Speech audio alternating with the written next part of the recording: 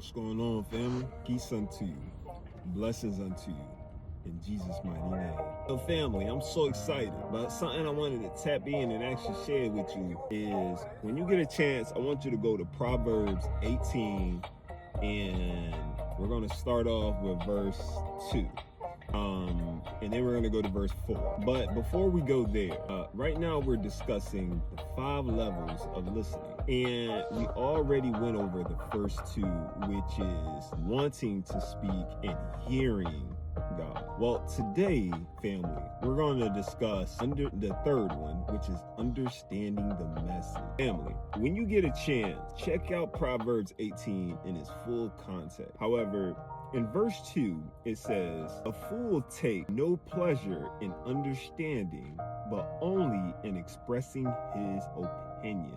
Wow. So one of the things my pastor always says is, with all thy getting, get understanding. Family, when listening to God's voice, you always want to understand, because God will give you a message, but to hear his voice and to understand his message, you got to have a relationship. So we're going to actually rewind before we discuss understanding the message for the 5 levels of listening. Let's rewind that back and let's actually focus on when hearing from God. A lot of times when hearing from God, we get drowned in our thought and different conversations that be running through our heads, where his still small voice, seems to get drowned and muffled by, honestly, a lot of our exposure. So family, there's 4 different ways that I've personally in my life come to realize how God speaks to me.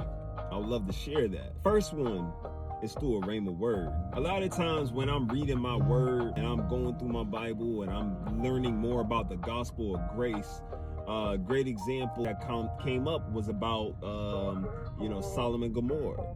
And the passage that we spoke about was when Lot's wife turned around, right, and turned to a pillar of salt. Well, what did that mean in context for today?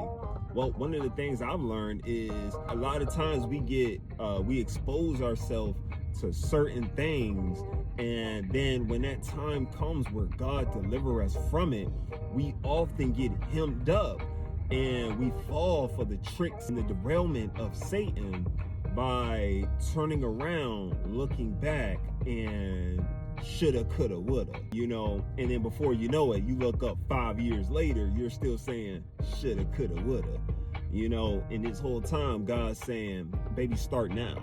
Baby, your healing is now. Love.